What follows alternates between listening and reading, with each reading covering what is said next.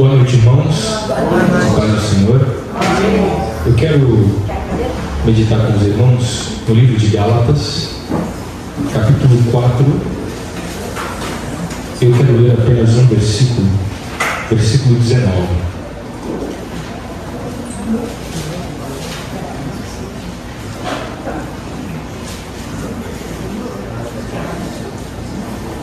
Gálatas, capítulo 4, versículo 19.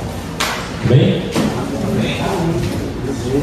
Meus filhinhos, novamente estou sofrendo dores de parto por sua causa, até que Cristo seja formado em vós. Mais uma vez, meus filhinhos ou meus filhos, novamente estou sofrendo dores de parto por sua causa, até que Cristo seja formado em vós ou em vocês. Eu quero e gostaria de seguir a mesma linha de raciocínio que nós temos tido nas escolas bíblicas dominical, onde nós temos aprendido a importância, a relevância e a profundidade da formação do caráter de Cristo em nós, ou da formação do caráter cristão.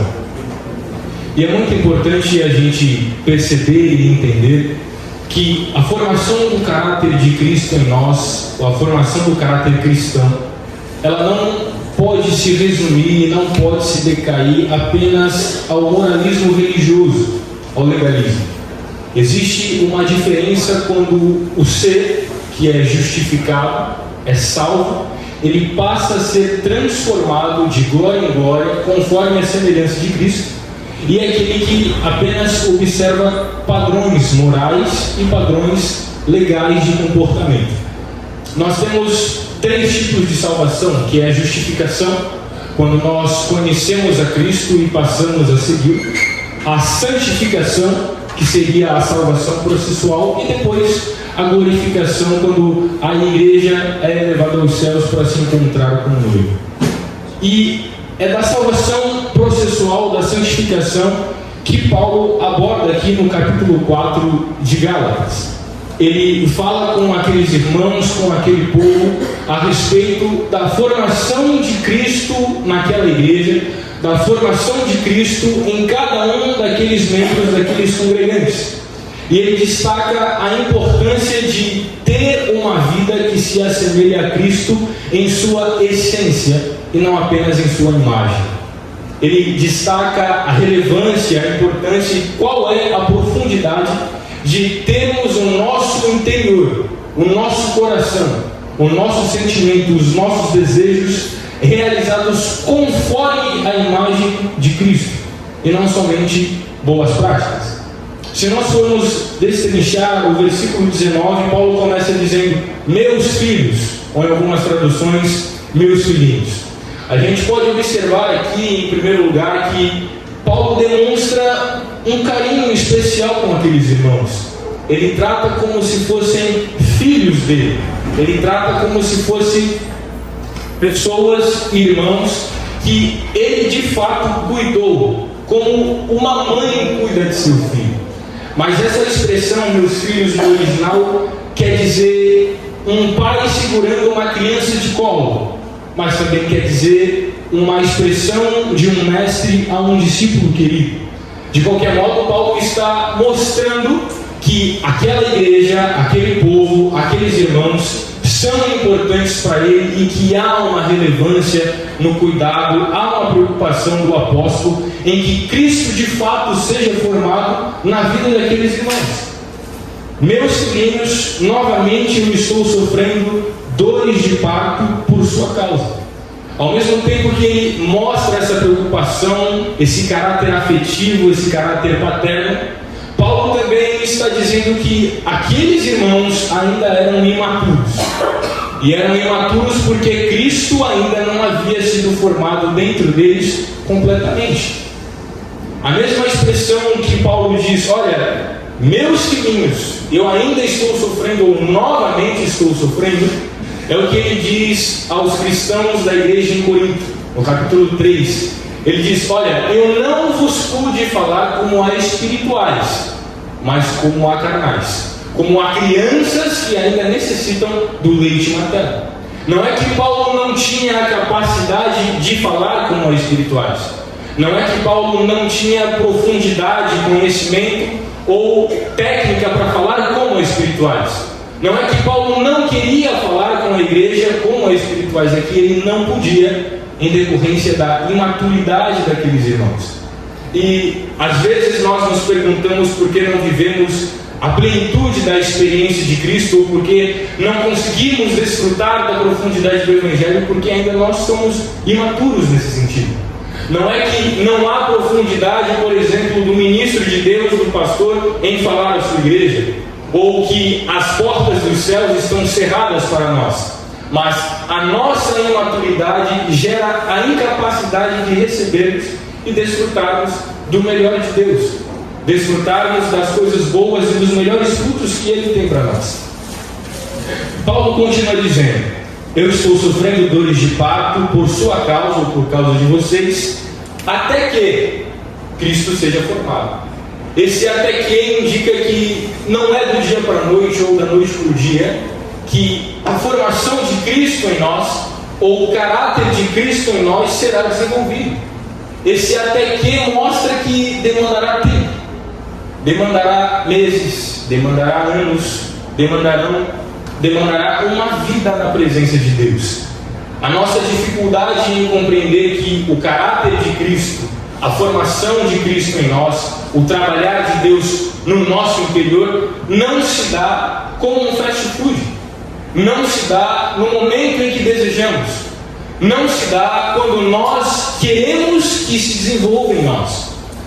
O caráter de Cristo, a formação de Cristo em nós, se dá dia após dia, se dá quando nós decidimos cada dia, se dá quando nós nos levantamos da nossa cama e vamos para enfrentar o nosso dia. A formação do caráter de Cristo no homem e na mulher de Deus é dado na labuta do nosso cotidiano. E nós precisamos entender que essa formação do caráter de Cristo em nós, essa transformação à imagem de Deus, ela não é uma formação linear. Ou seja, não serão todos os dias que nós nos sentiremos fortes. Não serão todos os dias que nós conseguiremos dizer não ao pecado. Não serão todos os dias que nós conseguiremos dar a nossa outra face. Haverá dias que nós pecaremos, sim. Haverá dias que nós negligenciaremos, sim, a palavra de Deus. Mas o importante não é apenas o recorte de uma vida ou o recorte de um dia.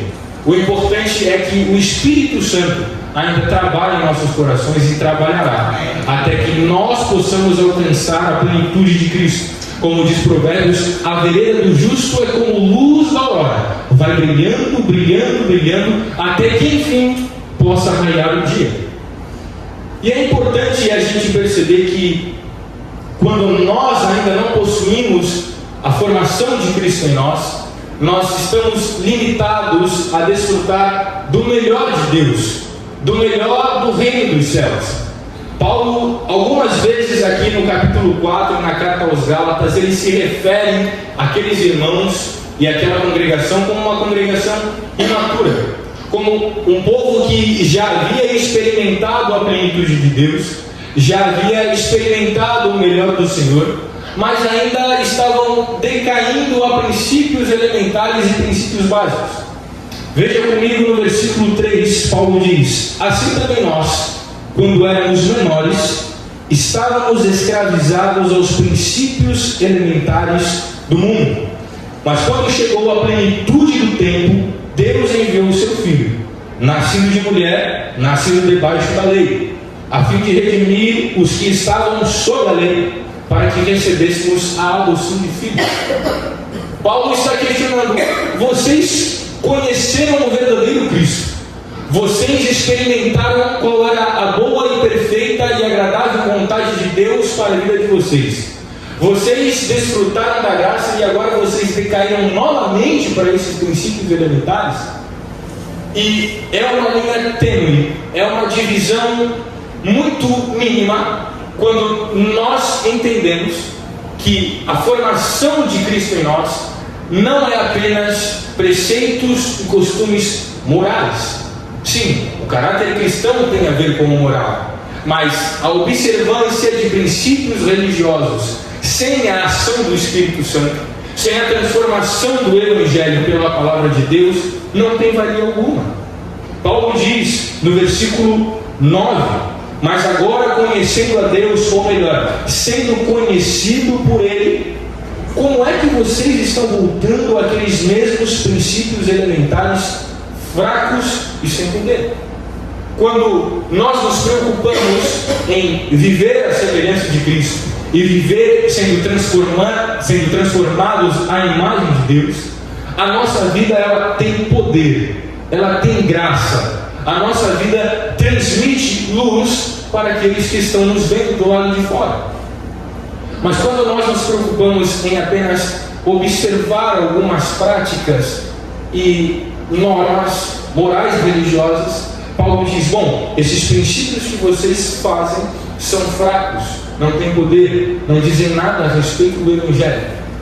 E muitos de nós nos preocupamos com a imagem que iremos transmitir, e às vezes essa imagem transmitida, cheia de moral, é esvaziada da graça de Deus. Como nós podemos observar isso? Quando nós nos preocupamos em transmitir uma imagem correta, uma imagem moralmente boa, mas nós não temos compaixão com aqueles que pecam publicamente. Nós não conseguimos estender a nossa mão e os nossos braços para ajudar e auxiliar os que necessitam. Nós olhamos de forma soberba para o próximo que falhou, ou que nós vimos que falhou. Nós não temos a capacidade de, no secreto, chamar o irmão, orar pelo irmão e poder conduzi-lo, seguir juntamente com o irmão num processo de transformação.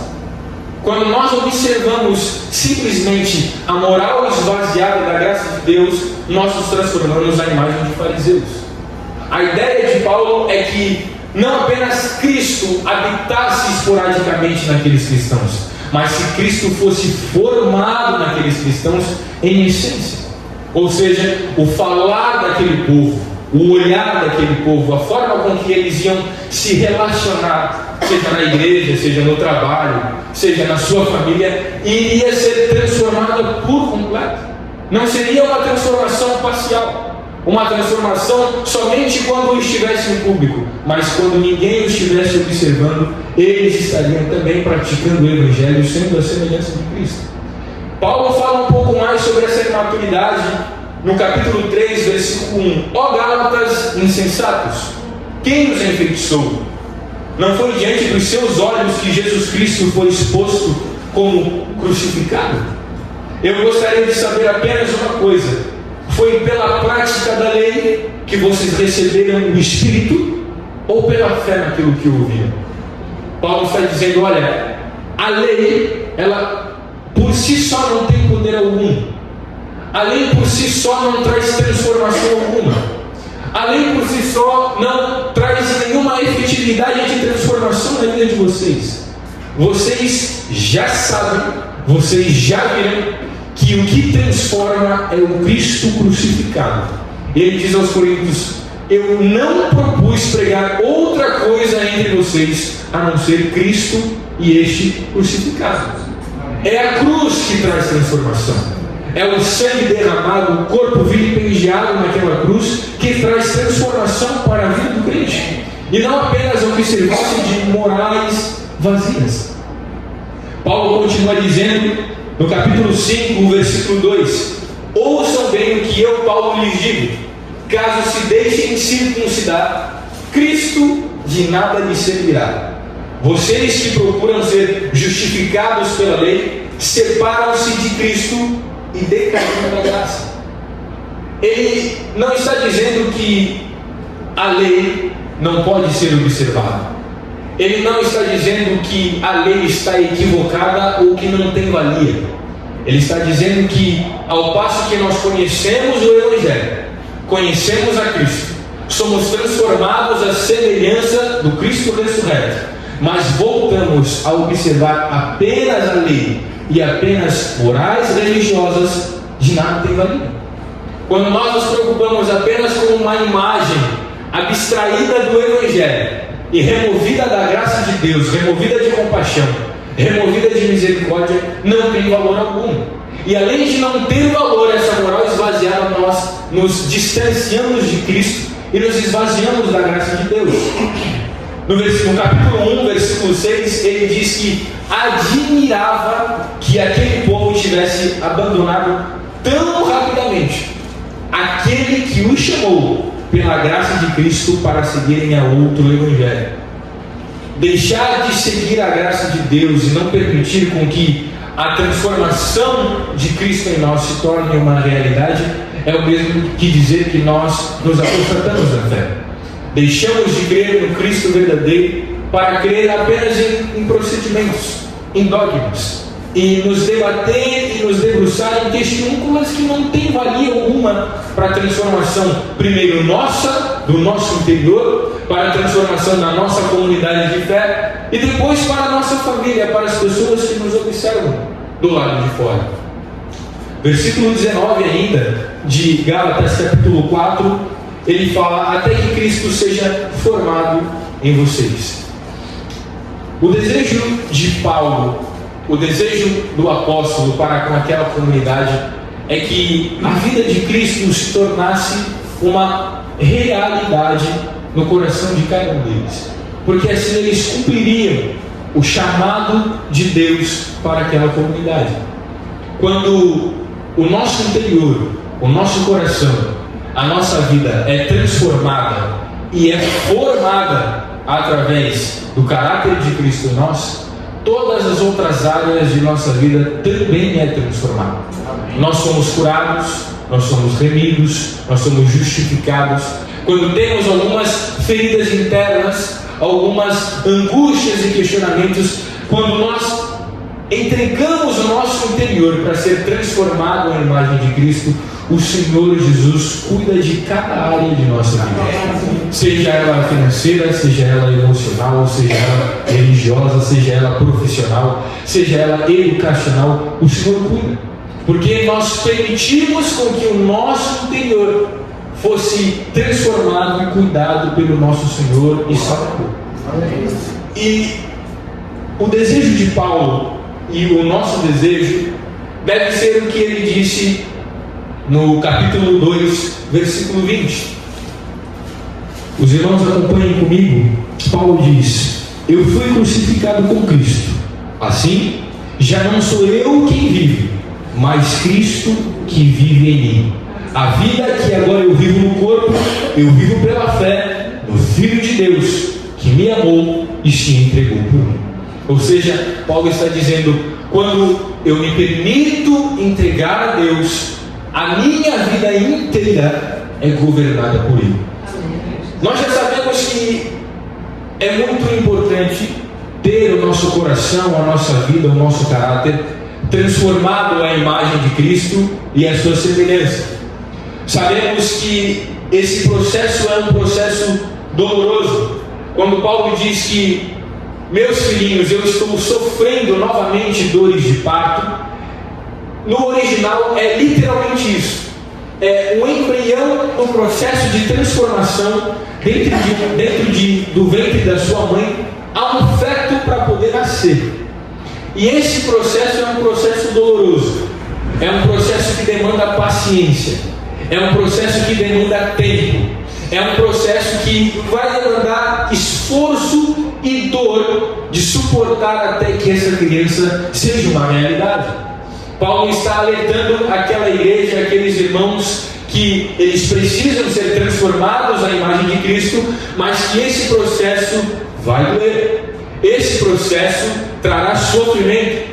Esse processo implicará renúncia e abdicação. Porque não é fácil e não é simples nós permitirmos e sermos transformados à imagem de Cristo e não ter renúncia alguma em nossa vida, não ter abdicação nenhuma dos nossos prazeres e das nossas vontades. Se vivemos a prática do Evangelho, onde não precisamos renunciar, onde não precisamos abrir mão de nada, onde nós continuamos com as nossas práticas antigas, com os mesmos relacionamentos, com a mesma qualidade de vida, Cristo ainda não está sendo formado em nós.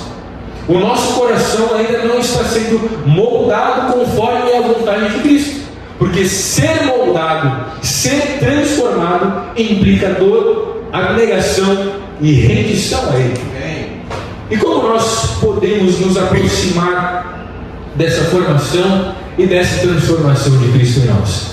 Como nós podemos observar e viver o melhor de Cristo sem que necessariamente nós abrirmos mão de prazeres que são saudáveis no nosso dia a dia, sem necessariamente abrir mão de relacionamentos que vão construir uma boa base, uma base sólida, para que possamos contribuir e sigamos no caminho de Cristo. Abrir mão e negar a si não significa necessariamente viver uma vida privada das coisas boas que nós podemos desfrutar. Pelo contrário, é saber desfrutar dessas coisas, desses relacionamentos, desse tempo de qualidade e daquilo que o Senhor nos permite desfrutar aqui, de forma saudável e inteligente. E eu gostaria de pegar algum gancho da pessoa mais importante que deve ser na nossa caminhada, senão Cristo. Eu gostaria de tomar emprestado as palavras de Jesus para que nós possamos observar de forma mais detalhada se Jesus está sendo formado em nós e se o nosso interior está sendo transformado à imagem e semelhança do Cristo ressurreto.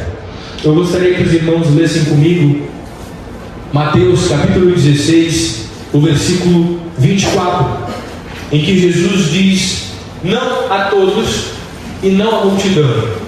Jesus direciona essa ordenança aos seus discípulos. Mateus capítulo 16, versículo 24.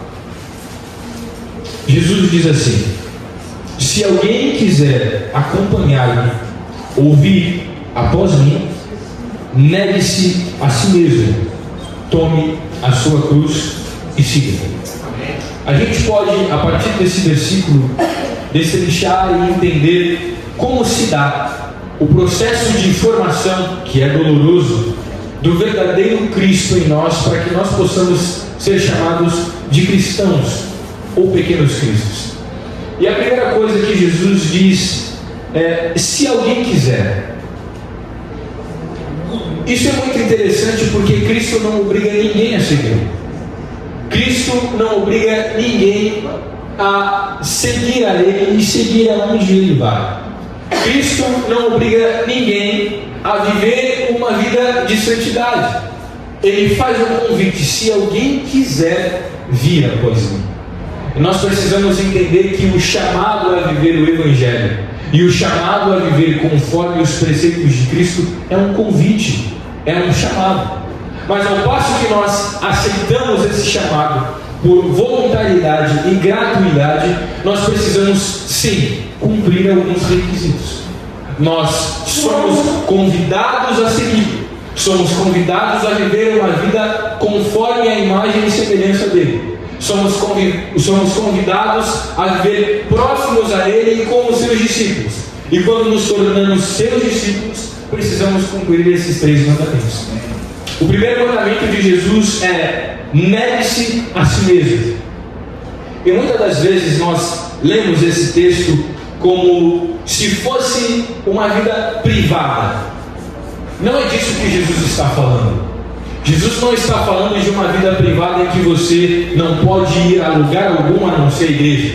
Você não pode ter nenhum tipo de amizade a não ser que seja da igreja.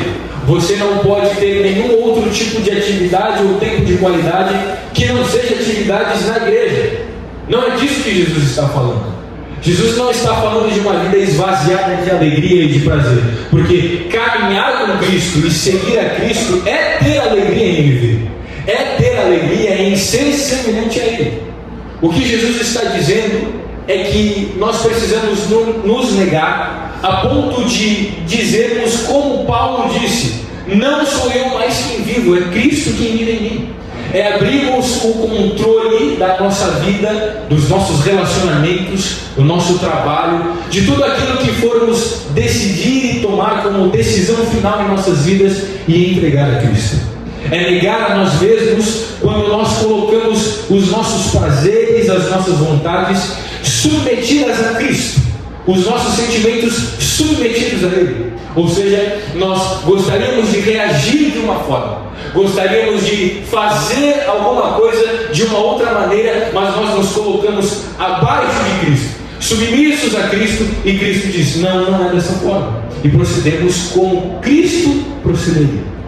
Negar a si é abdicar da razão, negar a si é abrir mão de quando nós temos o nosso conceito apegado a nós mesmos, mas nós abrimos mão disso para que Cristo viva em nós e para que a vida de Cristo seja manifesta em nós para outras pessoas, para que os outros vejam que Cristo habita verdadeiramente em nós. O negar a si implica abrir mão do meu eu interior e aceitar a vergonha da cruz do Cristo crucificado. Jesus diz mais: negue-se a si mesmo e tome a sua cruz.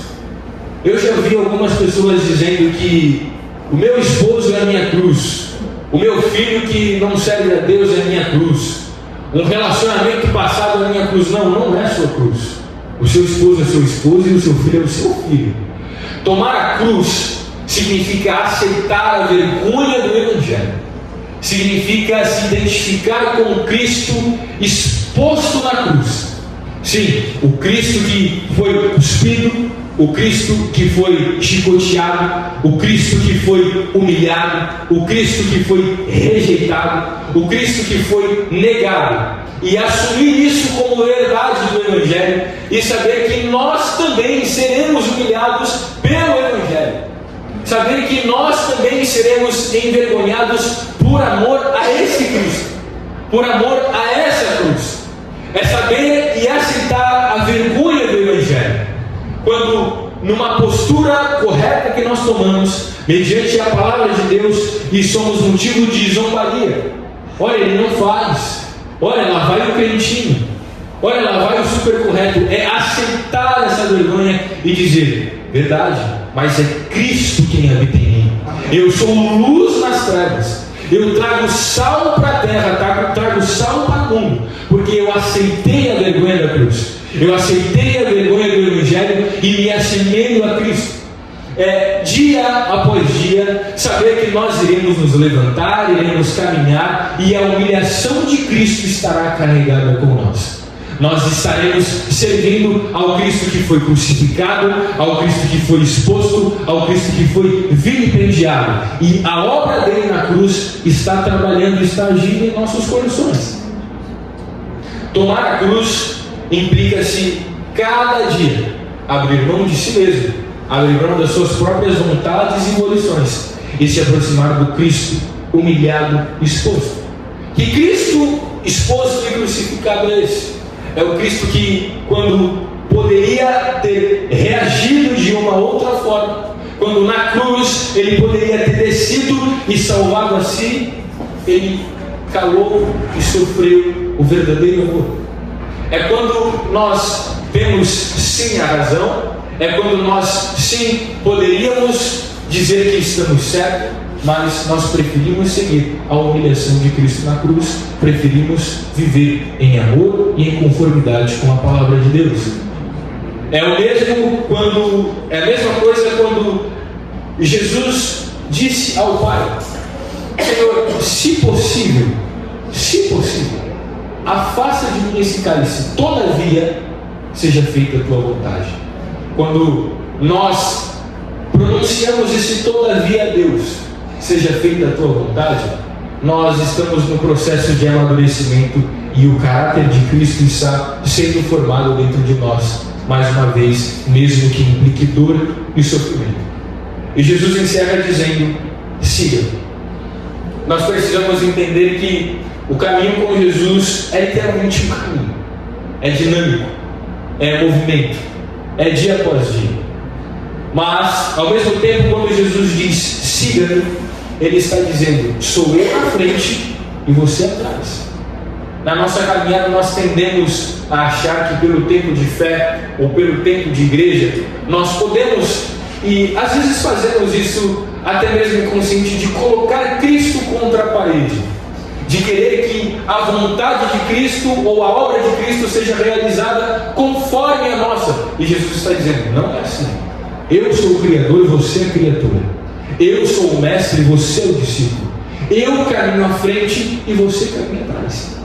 Quando nós negamos a nós mesmos, abrimos mão do controle da nossa vida, nos identificamos com Cristo morto, com Cristo crucificado, e entendemos que Cristo é o nosso mestre, Cristo é o nosso cabeça, é Cristo quem nos conduz, é Cristo quem nos guia, nós podemos dizer que Cristo de fato está sendo formado em nós. Amém. E como disse Paulo em Gálatas 2:20, não sou eu mais quem vivo, é Cristo quem vive em mim. E como Paulo diz em 2 Coríntios 5:17, eis que se nós estamos em Cristo, nós somos uma nova criatura. Todas as coisas velhas já passaram, tudo se fez novo. Quando nós entendemos que a caminhada com Jesus é sofrimento, é dor, é difícil, é labuta, é abnegação, é renúncia, nós entendemos que é muito difícil viver uma vida que seja desprovida de Deus, uma vida que seja desprovida do Espírito Santo, uma vida que não tenha alegria ou que não tenha prazer. Abrir mão de si para que a vida de Deus viva em nós não é viver uma vida triste, é viver uma vida conforme o Evangelho. E a palavra de Deus diz que quando Jesus fosse assunto aos céus, Ele enviaria um outro Consolador, que estaria conosco todos os dias até a consumação dos séculos. Embora seja dor, embora seja renúncia, embora seja sofrimento, nós temos a promessa de que o Consolador estará todos os dias trazendo paz, trazendo alegria, trazendo satisfação, trazendo regozijo, trazendo conforto, mesmo nos dias de dores, e que o Senhor estaria conosco, guardando os nossos corações, cobrindo-nos com a sua graça e com a sua bondade. Viver uma vida que seja transformada na imagem de Cristo é viver a plenitude do Evangelho, é viver conforme a graça de Deus. Amém? Que o Espírito Santo possa falar mais aos nossos corações. Deus abençoe.